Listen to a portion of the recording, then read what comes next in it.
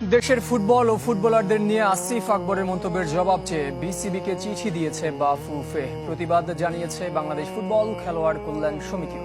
আর ক্ষমা চাওয়ার আহ্বান জানিয়েছে সাবেকরা, যদিও এখনো নিজ অবস্থানে অনড় আসিফ আকবর। ফুটবলারদের ব্যবহার খুব খারাপ, আমি সরাসরি বলতে চাই। কারণ ক্রিকেটের ডিসিপ্লিন খেলা, এটা আভিজাত্যের খেলা, এখানে অনেক নিয়ম কারণ আছে, রেকর্ডের খেলা। ফুটবলকে তুচ্ছ করে সঙ্গীত শিল্পী ও ক্রিকেট বোর্ড পরিচালক আসিফ আকবরের বক্তব্য ঘিরে রোববার রাত থেকে সমালোচনার ঝড় সামাজিক মাধ্যমে। বর্তমানে সাবেক ফুটবলার, সংগঠক, সমর্থক প্রতিবাদে মুখর সবাই।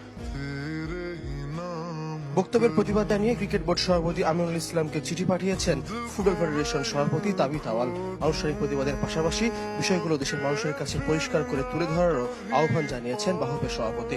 আমি আশা করি ওই চিঠির উত্তরে আমরা অনেক ক্লারিফিকেশন পাবো।